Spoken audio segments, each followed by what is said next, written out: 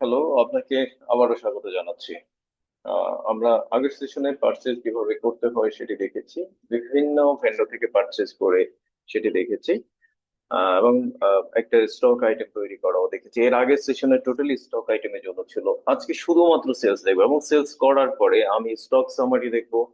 যেই কাস্টমারের কাছে সেল, সেই কাস্টমারকে পেমেন্ট দিব এবং ওই কাস্টমারের ব্যালেন্স দেখবো। তিন চারটি জিনিস যেন আমরা ক্লিয়ার করতে পারি। তো সেলসের জন্যই প্রথমে এই সেলসটি কি অর্ডার মোডে হবে না সরাসরি ইনভয়েস মোডে হবে? অর্ডার মোডে হওয়ার অর্থ হচ্ছে যে আপনি অর্ডার রিসিভ করে রাখলেন, পরে ডেলিভারি করলেন।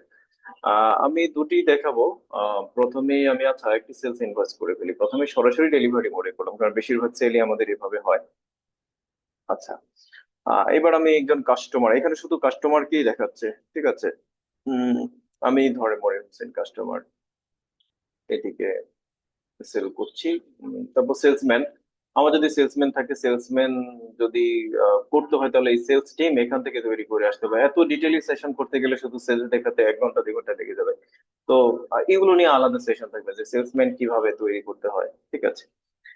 তারপর আমি প্রোডাক্ট করছি এটা। আমার এখানে ডেফিনেটলি এই প্রোডাক্টটি কত পিস আছে সেটি যদি জানতে হয় যে কারেন্টলি, তাহলে আপনি এখানে যে স্টোরেজ আছে স্টোরেজটা একটু এনাবল করে দেবেন। ঠিক আছে, তাহলে আমার এইখানে প্রাইমারি স্টকে, প্রাইমারি লোকেশনে 25 পিস আছে। আমি এখান থেকে 5 পিস সেল করব 35,000। এটা আমার রিটেল প্রাইস যখন আমি প্রোডাক্ট তৈরি করেছি তখন দিয়ে আসছিলাম। আর আরেকটি করি, মাল্টিপল আইটেম নিয়ে কিভাবে কাজ করতে হয় সেটার জন্য আলাদা আর বলবো না, একসাথেই বলে ফেলি। প্রাইমারিতে এখানে 15 পিস আছে, এইটিও 5 পিস দিয়ে দেই। ওকে, আমি সাবমিট করে দিতে পারি, অথবা কেউ যদি প্রিন্ট দেখতে চান সেটা আচ্ছা আগে সাবমিট করে ফেলি, প্রিন্ট আমি পরে দেখাবো, অসুবিধা নেই। আচ্ছা, সাবমিট করে ফেললাম। এবার এই অল সেলসে অথবা ব্যাক বাটনে ক্লিক করব। দেখেন আমার এই সেলসটি চলে আসছে। তো এই স্ক্রিনটিকে একটু কনফিগার করে নেওয়ার বিষয় আছে, যেখানে অনেক কিছু আপনার হয়তো এখন দরকার নাই। যেমন আপনার ব্রাঞ্চ নাই, আপনি ব্রাঞ্চ উঠিয়ে দেন। আপনার অর্ডার আইডিটা, এটা একটা অটো জেনারেটেড লম্বা আইডি, এটা ই কমার্সের জন্য বেসিক্যালি তৈরি করা, এটাও দরকার নেই। কস্ট সেন্টার আপনার এখন দরকার নাই, আপনার ভ্যাট দরকার নাই, কস্টিংটা থাকুক। আহ, তারপরে পেমেন্টটা থাকুক, ডিউ থাকুক।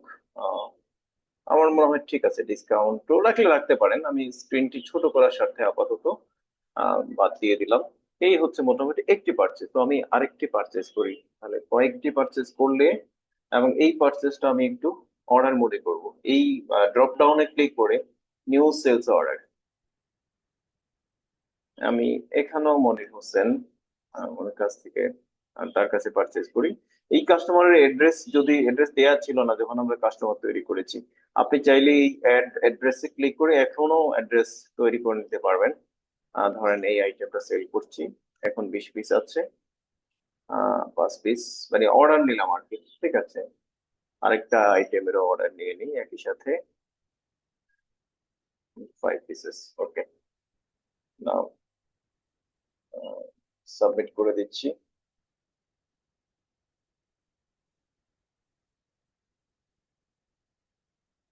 আচ্ছা, আমার ভুলে অন্য জায়গায় ক্লিক হয়ে গেছে, সাবমিটে প্রিন্ট পজে হয়ে গেছে, কারণ এখানে একটি পজ সিস্টেম আছে, সেই জন্য পজে ক্লিক হয়ে যাবে, তো পজের স্ক্রিন চলে আসছে। আচ্ছা, অল সেলসে ক্লিক করলাম। এইবার হচ্ছে আমার দুটো সেলস, একটা হচ্ছে স্ট্যাটাসটা দেখাচ্ছে না, আমি স্ট্যাটাসটা অন করে নিই। এই যে স্ট্যাটাস, এই স্ট্যাটাস দিয়ে আমরা জানতে পারবো যে এটি কি ডেলিভার্ড না পেন্ডিং, অর্থাৎ অর্ডার মোডে থাকলে পেন্ডিং থাকবে, ডেলিভার্ড মোড থাকলে ডেলিভারি থাকবে। ঠিক আছে।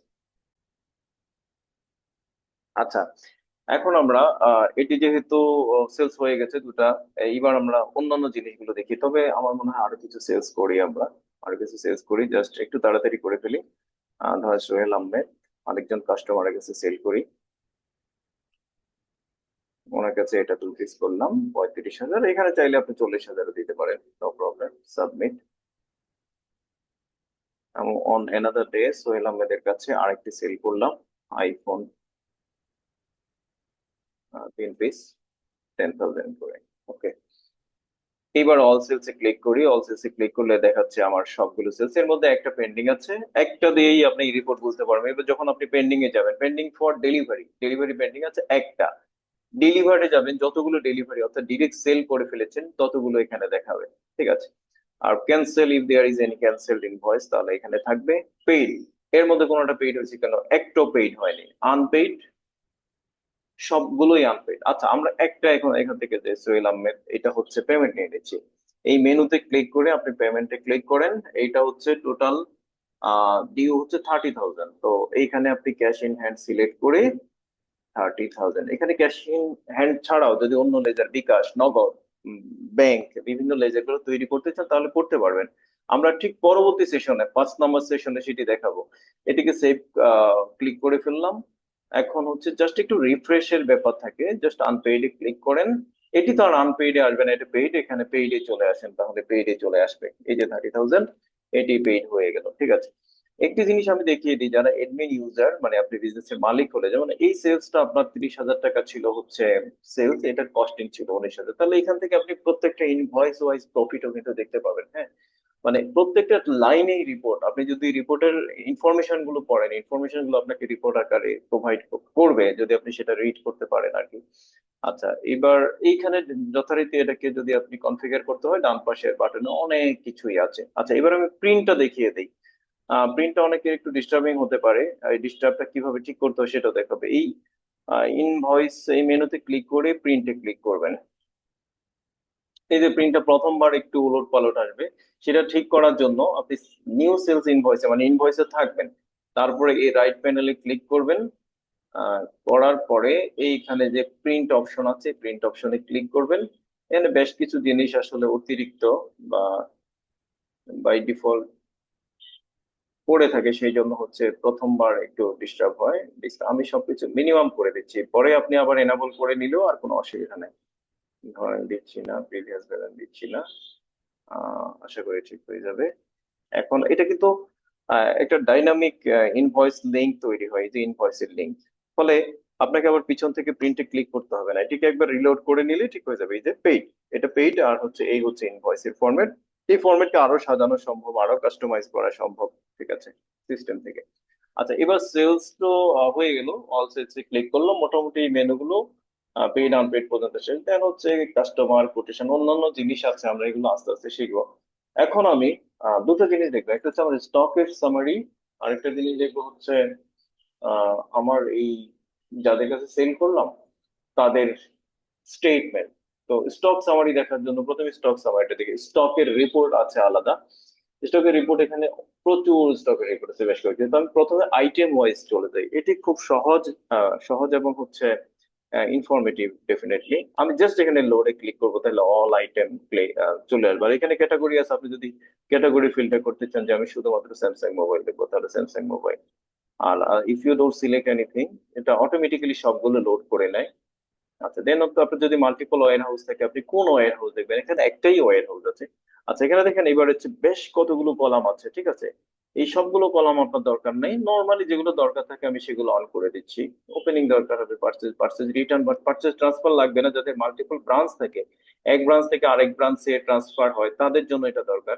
আপনার যদি প্রোডাকশন না থাকে তাহলে প্রোডাকশন এবং কনজাম্পশন, আর মাল্টিপল ব্রাঞ্চ বা ওয়্যার হাউস না থাকলে ট্রান্সফারেরও কোনো দরকার হবে না। তাহলে ভেরি সিম্পল হয়ে গেল, দেখেন opening, purchase, purchase return, sales, sales return, closing. এবার একটা নির্দিষ্ট আইটেম যদি দেখি আমি, যেমন স্যামসাং A50, 20 পিস আপনি ওপেনিং এ ছিল, শুরু করেছি এটা দিয়ে। তারপর 5 পিসেস হচ্ছে আমরা পারচেজ করেছি, তাহলে 25। 27 পিসেস হচ্ছে সেল করেছি, 7। 25 থেকে 7 মাইনাস হলে 18 পিস। এভাবে প্রত্যেকটি পিস থাকবে। এবার এইটারই আবার ভ্যালু সহ যদি দেখতে চান, আপনি স্টক ভ্যালুয়েশনে যাবেন। স্টক ভ্যালুয়েশনে গিয়েও এটা আর একটা বিশাল চ্যাপ্টার, কতগুলো কলাম না দেখে আপনি শুধুমাত্র কলাম গুলো ওখান থেকে ডান পাশ থেকে কনফিগার করে আপনার পারফেক্ট, যেটা যেটা আপনি রিপোর্টটা লোড করে দেখাই। ঠিক আছে, আপনার ওই যে 18 পিস, এই 18 পিস 30,000 টাকা করে বর্তমানে এই টাকার প্রোডাক্ট আপনার কাছে আছে। এইভাবে স্টকের অন্যান্য রিপোর্ট আপনাদের দায়িত্ব নিয়ে আপনারা দেখবেন এবং বুঝে বুঝে দেখবেন, মোটামুটি সব সিমিলার থাকবে, এক একটা এক এক ডাইমেনশনে তৈরি করা। আচ্ছা, এবার আমরা অ্যাকাউন্টিং রিপোর্টে যাব এবং হচ্ছে ওই যে কাস্টমারের ব্যালেন্স আমরা দেখবো। অ্যাকাউন্টিং রিপোর্টের প্রথমটাই হচ্ছে স্টেটমেন্ট। দেখেন এই স্টেটমেন্টই হচ্ছে, আপনি যে কোনো স্টেটমেন্ট দেখতে পাবেন। যেমন আমি এখন সোহেল আহমেদ দেখবো, সোহেল আহমেদ এন্টার দিয়ে জাস্ট এই লোডে যদি ক্লিক করেন তাহলে সোহেল আহমেদের স্টেটমেন্ট আসবে। তো এখানেও কিছু কনফিগারের সব জায়গায় করে নিতে হবে আপনাকে। ফর দ্য ফার্স্ট টাইম আমি একটু ছোট করে নেই, কারণ বাই ডিফল্ট আমরা তো অনেকগুলো দিয়ে রাখি, মানুষজন আবার ভাবে এটা নাই সেটা নাই, সেই জন্য প্রথমে দেয়া থাকে। আমি আইডিও মুছে দিচ্ছি, নোটও মুছে দিচ্ছি, নেরেশনটা থাকতে পারে, আপনি চাইলে রাখতে পারেন, বাট আমি ফর দিস টাইম অনলি আমি এটাকে ছোট করে বোঝানোর স্বার্থে আমি মুছে দিচ্ছি। অ্যাটাচমেন্ট থাকুক। আহ, আচ্ছা, অ্যাটাচমেন্টটা একটু গন্ডগোল করতেছে, অ্যাটাচমেন্টটা বাদ দিই। বাট অ্যাটাচমেন্ট আপনার যদি ভাউচারে কোনো অ্যাটাচমেন্ট থাকে সেটা এনাবল করে রাখতে পারেন। তো সিম্পল হয়ে গেল যে সেল করলাম 80,000 টাকা, তারপরে আবার সেল করলাম 30, আবার রিসিভ করলাম 30, তাহলে এখন এই টাকাটা আমি তার কাছে পাই। তো এইভাবেই কাস্টমারের স্টেটমেন্ট, যে কোনো স্টেটমেন্ট, ইভেন আমরা যাদের কাছ থেকে পারচেজ করেছি, লাইক কার কাছ থেকে পারচেজ করেছি, ক্রিয়েটিভ আইটি থেকে এই লোড করলাম, এই ক্রিয়েটিভ আইটি থেকে এই পারচেজের হিস্ট্রি 9 লাখ 80 হাজার, কোনো পেমেন্ট দেইনি। ঠিক আছে, এইভাবে অন্যান্য জিনিস তো পাবিনি আমরা। অন্যান্য রিপোর্ট যেমন প্রফিট এন্ড লস অ্যাকাউন্ট একবার দেখিয়ে দিতে পারি, এটা নিয়ে বিস্তারিত আলোচনা করবো না এখন। ঠিক আছে, কারণ সেশন লম্বা করা আমার উদ্দেশ্য না। প্রফিট এন্ড লস অ্যাকাউন্ট এই অবস্থায় আছে, আমরা পরবর্তীতে এইগুলো নিয়ে আরো বিস্তারিত আলোচনা করব। তো সবাই সে পর্যন্ত ভালো থাকেন, সুস্থ থাকেন। আল্লাহ হাফেজ। আবার দেখা হবে নতুন কোনো সেশনে।